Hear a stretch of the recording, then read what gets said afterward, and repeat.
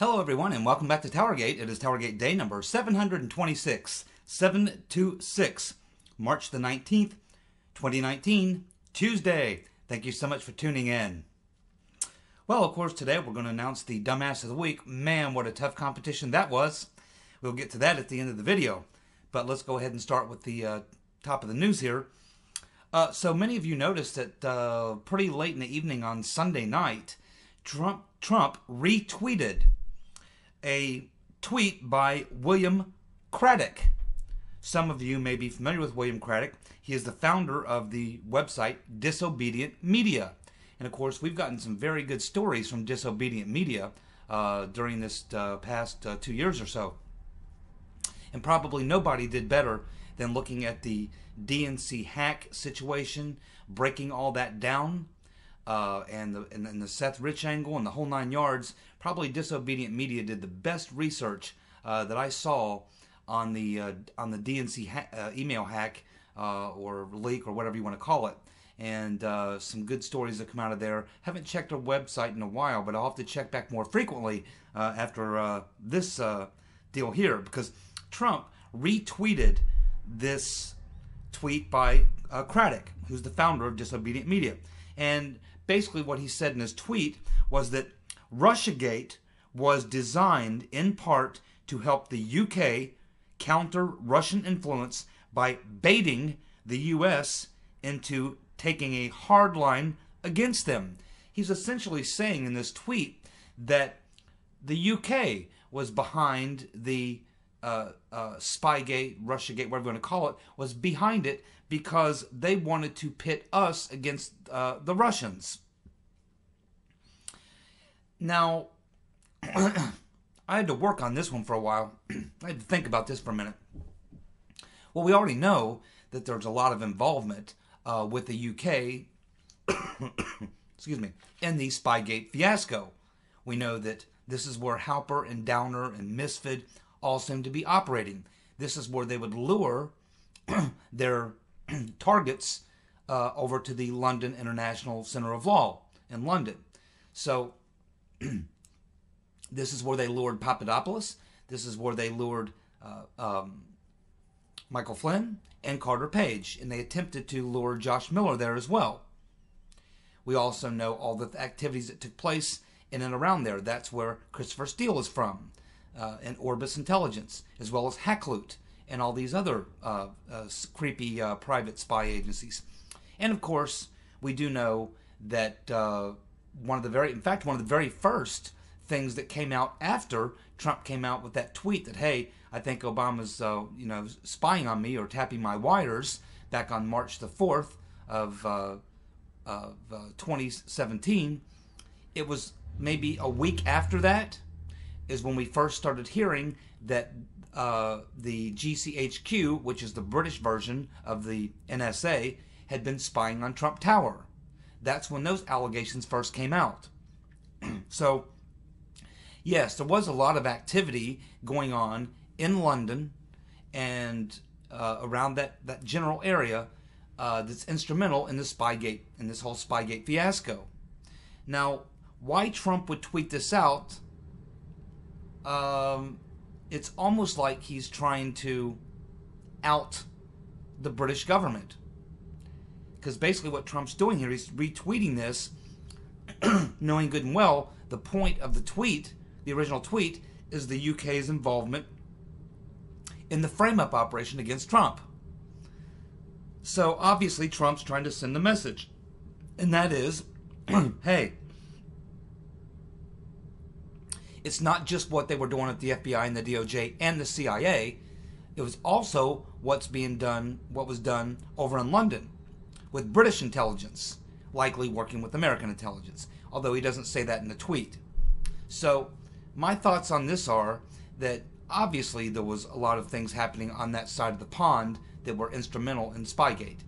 But I seriously doubt that, in fact I know, that it wasn't just the intelligence, the actual intelligence agencies in London, as well as these retired former spies being involved. They didn't just do this on their own.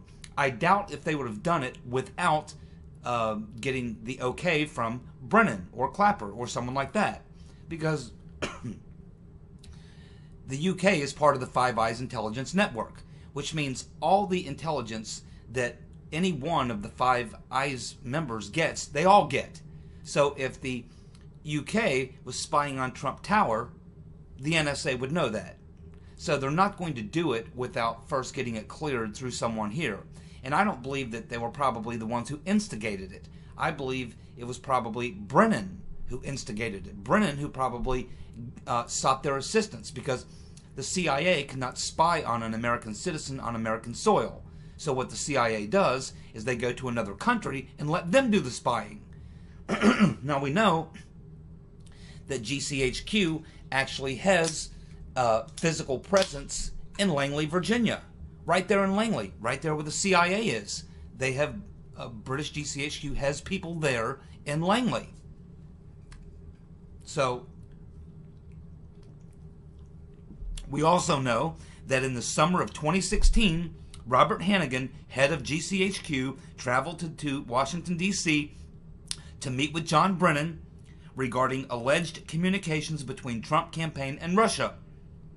Then, of course, we have the article from Luke Harding in The Guardian, who originally reported this meeting on April 3rd of 2017. He said that GCHQ first became aware in late 2015 of suspicious interactions between figures connected to Trump and known or suspected Russian agents. And what was Luke Harding talking about? Well, he was talking about Michael Flynn. And of course, we've been through this more times than I can count. That particular occurrence was Stefan Halper setting up Michael Flynn. And who was sitting right behind Michael Flynn? As they seated him next to this British citizen who's basically of Russian origin. Who was that? Christopher Steele. So we've got Stefan Halper setting up the Fat Man, setting up Flynn, inviting him to the London International Center of Law, where he seats Flynn next to this woman who is a member of the London Center, and she's a researcher and lecturer and that type of thing, an intellectual. She is of Russian descent, but she's a British citizen and has never been suspected of being a Russian spy or anything else. And then, of course, Christopher Steele is there, and he sits right behind them. It was a frame-up. It was a setup. And we've been through it all. And that's what they're referring to here. And this initial report of the Trump communications with someone in Russia, that was proven to be false, never proven to be true. And that was this report that allegedly came in from Estonia. Supposedly, Brennan was told that Estonian intelligence had picked up some sort of conversation that there were Russians making campaign contributions to Donald Trump. So these are things that were not true. But the interesting thing about this is that Trump would retweet this. It tells us a lot. Okay? So it tells us that Trump obviously knows that the shit is going to hit the fan. And he knows that when these documents are released and when these things come to light, it is going to show the participation of the British government, the GCHQ, as well as former British spies and their involvement in the Spygate fiasco. He's laying the groundwork. He's warming the water for people so that they can handle it, because probably what he does, remember, he tried to declassify this stuff before, and one of the problems was declassification would have proven that the British government, intelligence agencies, whatever, had a role to play in Spygate, and that would have caused a problem. But obviously the fact that he tweeted this is his way of saying he's ready to expose what role the British intelligence agencies played in Spygate. He's setting the table for that information to be released. It's exactly what he's doing. So that now if they come to him and say, well, Mr. President, we don't want to declassify that. That could endanger our relationship with the UK and blah, blah, blah, blah, blah. He can say, well, there's already been articles written about it. In fact, I retweeted an article which talks about the role that they played. So that's no big deal now. It's now public information that they played a role in what was going on. So don't worry about declassifying that. Go ahead and do it. So it looks like that's what he's doing. He's setting the table for the release of documents, and he wants to head this one off at the pass, because last time he got shut down because they didn't want him to release stuff that could cause a problem with us in the UK, exposing their role in the plot. So that's what I get from this. And it also tells us that Trump actively is in his own free time, he's actively on the internet looking at a lot of this stuff. For all I know, he's watching my videos. I don't know. But obviously, he is very focused. In the last week or so, he's put out some devastating tweets. And I think they're mainly targeted at Attorney General Barr. But this particular tweet, I think the reason for this, of course, is to set the table for the declassification, the release of documents that's going to show the role of the British intelligence agencies in the Spygate fiasco. I think that's exactly what he's doing. And this is very, very good. This is very good because if he focuses on this particular deal right here, it is going to lead people to ask the question, oh, is that just Trump tweeting some crazy stuff? Does this article make any sense? Is there anything to it? At which point, when they start investigating it, they will find what I just told you, which is factually proven, which is that Robert Hannigan, in the summer of 2016, the head of the GCHQ, did come to Washington, D.C. He did meet with John Brennan. It was highly unusual because he wasn't the head of British intelligence. It's like Brennan was the head of the CIA, but he did not meet with his counterpart in Great Britain. He met with the head of the NSA. Now, the head of our NSA at the time was Mike Rogers. And the head of our NSA now is what? Dan Coates, I guess? So, or someone else. I forget who's the head of NSA. But at the time, it was Mike Rogers. So if it would have been peer-to-peer, then it would have been Hannigan meeting with Mike Rogers. But Hannigan didn't meet with Rogers. He met with top guy, Brennan. So Brennan met with GCHQ, and they are the British version of NSA. They do spying, surveillance. So, and we know that Trump Tower was under surveillance. And we also know that based on the information that was given to John Brennan by Mr. Hannigan, that they attempted to go get a FISA warrant in late April based on this information, and it got shot down. This was the first FISA that you've heard about that was rejected. This FISA was generated. They sought this FISA because of the information Brennan got from Hannigan. And so Brennan went to DOJ NSD, National Security Division, and attempted to have them get a FISA. That FISA request was shot down. That was the very first FISA at the end of April, shot down. It was based on this information Brennan got from Hannigan. So what's important about this is that this will get people to actually, Trump's putting this out there, which means people will now start talking about it, and they'll start questioning, whoa, you mean the British government, British version of the NSA was spying on Trump? Oh, they'll start looking into it, and they'll find all these stories talking about it. And there's many. There's many, many stories about it.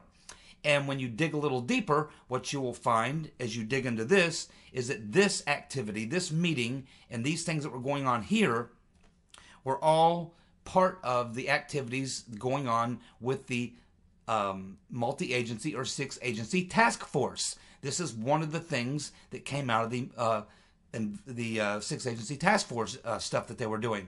So by going down this road, that and especially if Lindsey Graham will pursue this, now that Trump's tweeted it out, this will take you right into the six-agency task force. And that is where you need to be, because that is where everything, if you want to get to the root of where Spygate began and all this false, phony intelligence, even before the dossier, this is where it all began. It began before even the dossier. It began with the six-agency task force, John Brennan and his collaboration with the British intelligence agency, GCHQ, as well as using these spies, these who were largely working for the intelligence agencies, both British and U.S., because Halper and Downer and Misfit all have connections to both U.S. and British intelligence. So it's very good that Trump tweeted this out. If Lindsey Graham will follow the breadcrumb trail that Trump has just laid out, Trump has just thrown down the breadcrumbs, and now all Lindsey Graham has to do is follow the breadcrumbs, and he will stumble right into the six-agency or multi-agency task force. And he'll stumble right into these illegal surveillance that was being conducted on Trump by the GCHQ on behalf of John Brennan, the CIA, Clapper, and this multi-agency task force, of which Peter's been stroking us and McCabe were a part of that as well. Well done, President Trump. Well done. You see, my friends, he knows all this. Everything that we talk about here, he knows. I'm almost convinced now that he watches my videos. There's just been too many times where he tweets out something like a day or two after I've done a video that only I talked about recently. And so I'm convinced he must watch my videos. Maybe he's one of the commenters. I don't know. Maybe he's Ricky. Who knows? Let's see. Okay, so that's very, very interesting news that Trump would retweet that. And again, it's a very tactical move by Trump. He is absolutely way ahead of everybody else on this in Washington.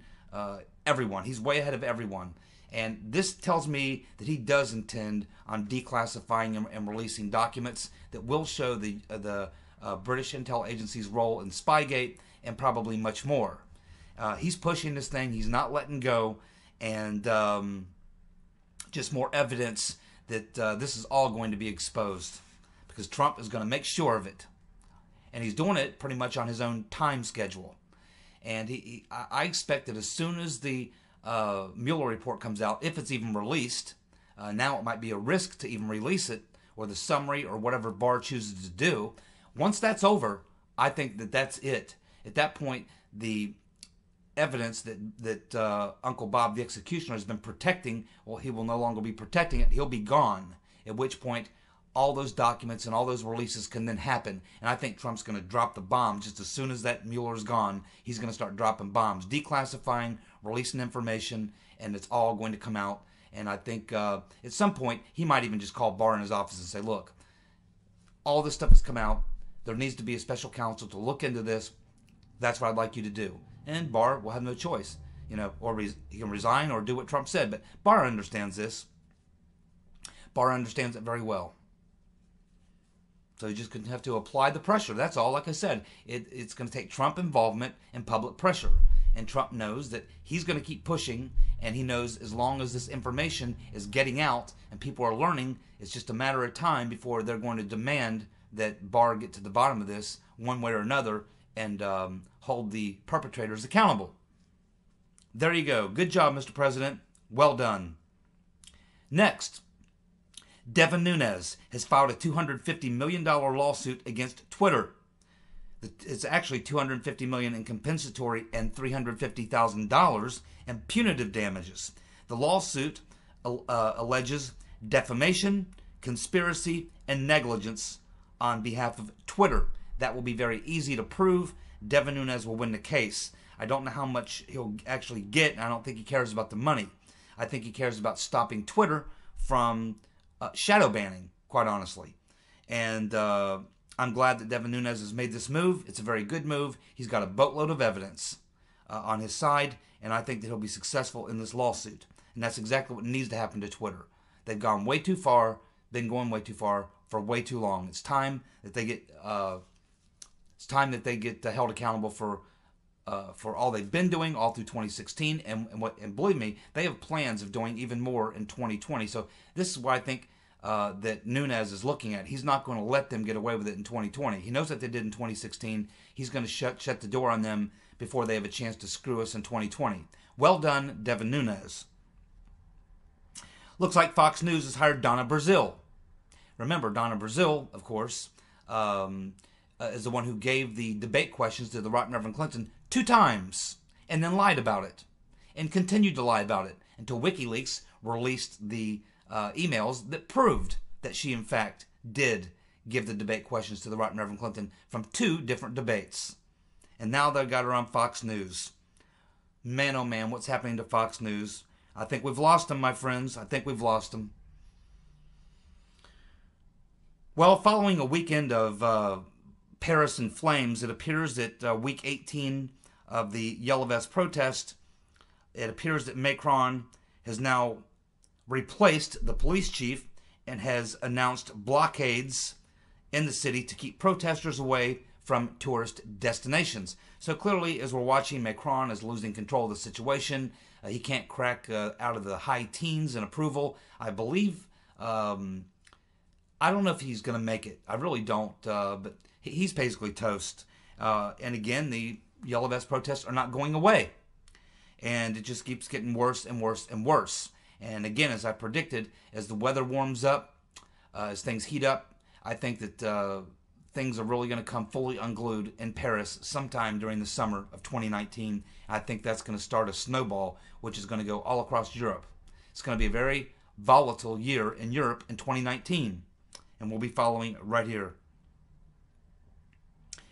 Well, the Brazilian president, Bolsonaro, is meeting with Trump today at the White House. He's pretty much known as the Trump of Brazil. I'm sure that they'll get along very well. Definitely an ally of Trump. And believe me, they need each other in the shape that they're in with all the enemies they have. So, yes, very, very good news. I like Bolsonaro a lot. He's a pretty courageous guy. So, reminds me a lot of Trump. So, yes, very good. Trump's meeting Bolsonaro in the White House today. I'm sure they'll have a good time. And they certainly should. Here's something that's just kind of crazy. For no particular reason at all, right out of the clear blue sky, Barack Hussein Obama's brother, Malik Obama, put out a tweet stating only the following: "Is Michelle Michael? Question mark. Is Michelle Michael? Question mark." That's Obama's brother. That's kind of strange, don't you think? Well, it looks like 50% of Americans think that Mueller's probe, it's actually 50.3% of Americans, think that the Mueller probe is a witch hunt. 50.3%. Wow. That's a pretty big number to think that the Mueller probe is a witch hunt. That's slightly more than half. That's, that's fairly significant. We also have Trump, who is now polling great in Ohio, Michigan, Pennsylvania, Indiana, and Wisconsin. When you put Trump up against any generic Democrat in these states, he wins by over 10 points. Ohio, Michigan, Pennsylvania, Indiana, Wisconsin. You put Trump up against any generic Democrat in the race, he wins by over 10 points. That is really good news. Because if he carries Ohio, Michigan, Pennsylvania, Indiana, and Wisconsin again, he wins. Well, we have the very well-fed Meghan McCain back at it again. She just couldn't let it go. She's responded now to Trump's response, and she makes the most insane comment you've ever heard. She says that no one will ever love you, talking about Trump. No one will ever love you the way they loved my dad. Are you kidding me? Are you kidding me? She really believes that? If everyone loved Senator Magoo so much, then why did they stay home on Election Day while Obama beat the pants off of him? Obama beat McCain pretty solidly because nobody likes McCain. Even his buddies in the Navy, where he finished at the bottom of his class, had a nickname for him, McNasty. They said nobody really liked the guy. He didn't hang out with the guys. Admits he didn't hang out with the guys. He spent most of his time out on the beach chasing chicks. Said he didn't even like flying all that much, which makes sense. He was a rotten pilot. They had all them people that talked about him during the Swiftboat campaign about what an a-hole he is. Everyone knows that the guy's a total a-hole. Most conservatives don't like John McCain at all, let alone love him. Most people hate the guy. On the other hand, Trump is loved, truly. Did you ever see McCain ever give any speech or any rally where he could draw anywhere near the crowd that Trump draws? Nowhere near it. I remember when McCain was running. I remember when he came here to Cincinnati. And he drew like... he was over at the Sheraton Hotel over on Sharon Road. It's a like a media center they have there. It was about 3/4 full. There was probably about 300 to 400 people there. That's it. Magoo can draw 300 to 400 people. Trump draws tens of thousands of people. People love Trump. And they didn't love McCain so much.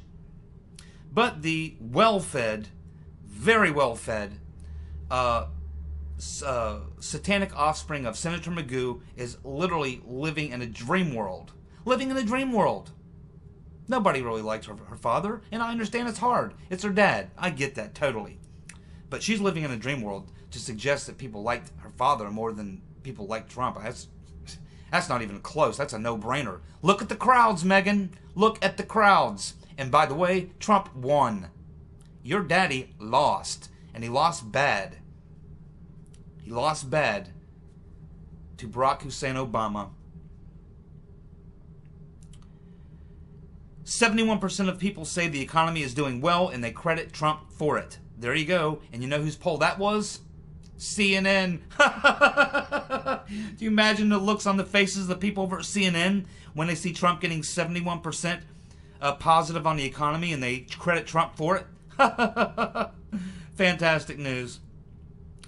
And here's some more fantastic news. Trump is finally going to make a real effort to cut federal funding to PBS and NPR. Thank God. I've been wondering for years and years and years and years and years and years when any Republican president was finally going to cut funding to PBS and NPR. They're total left-wing socialist, anti-Trump as hell. And they get on spout anti-Trump stuff from daylight till dark and lie constantly, misrepresent facts and everything else. And yet they continue to get federal funds. I have no idea why. And the people that work there at PBS, they're like their main anchors and so-called journalists. Those people make well over six-figure incomes. I mean, in the $200,000-$300,000 a year range. Way overpaid for such a crummy ass network. Just horrible. Absolutely horrible. Massively overpaid. They certainly don't need government funding. And then we have Kellyanne Conway's husband again, her nutty husband George, saying that Trump has 2 mental disorders and that he's a narcissist. I don't know why she sticks with that dude. Kellyanne, you know, I'm predicting Kellyanne filing for divorce. Probably before Trump gets reelected in 2020, she'll file for divorce. If not for those 2 little kids, I think she already would have done it. And by the way, her husband's not a doctor, he's a lawyer. And of course, we have Jerry Nadler announcing that he's going to have hearings on white nationalism. He's going to hold hearings on white nationalism. Oh boy. This is where he's going to try to make Trump look like Hitler. The problem is, Hitler was a socialist. Boy, Jerry Nadler, he's really digging for it now. Okay, let's cover the dumbass of the week. Let's go through the various comments of the various votes, and then we'll get to the winner. All right, we have Mrs. Miggins. She went for the skateboarder, Beto. Ed went with John Podesta. Well done. Gloria went with Fox News for censoring anything to do with Islam or pedophilia. That is so true. That is so true. Nice going, Gloria. Dennis, he went with the skateboarder. Peter wants the 12 senators that did not back Trump. Absolutely. Very well done, Peter. They certainly deserve to be considered for Dumbass of the Week. Every damn one of them. Gregory, Bill Salmon for pulling Judge Janine's show. Absolutely. Bad move. I think it'll backfire. And then they hire that cheater, Donna Brazil. We have Kilda, went for the skateboarder. Larry went with Alexander Chalupa. And Podesta, and as like his first pick, and then he went with second pick is the shooter's therapist. He's talking obviously about the Christchurch shooter's therapist. Well done, Larry. Let's see, Sherman, of course, the Prime Minister of New Zealand, for the for screwing the citizens of New Zealand, and absolutely correct. About screwing the citizens of New Zealand. She comes out wearing a burqa. She's going to take their gun. She's banning censoring in the internet. All these sorts of things. And her name, by the way, is Jacinda Ardern. Jacinda Ardern is her name, the Prime Minister of New Zealand. And let's see, we have Watch Davion, or Wretch Davion. That's right, Wretch Davion nominated me. That's right, me, for Dumbass of the Week. He says, because I said that the Mueller witch hunt has been going on for a year and a half, but it's been going on for 2. Because it started May 17th. Well, May 17th, we're not exactly there, so it's not exactly 2. It's a year and about 10 months. A year, 10 months, and a week or something. A year, 10 months, and a week and a half, to be exact. But actually, it's been going on for a year longer than that, because it all started with the FBI before Mueller got a hold of it. So I guess we're both dumbasses. So thanks so much, Wretch Davion. I appreciate it for nominating me for Dumbass of the Week. Fortunately, I'm not going to win. Let's see. We have Jeanette going for Beto, the skateboarder, first choice. Second choice would be the New Zealand Prime Minister, with Podesta and Fox News coming on third in her mind. And we'll see how it comes out in reality, but very well done, Jeanette. Mike G., he agrees with Peter. He likes the 12 Republicans that voted against Trump.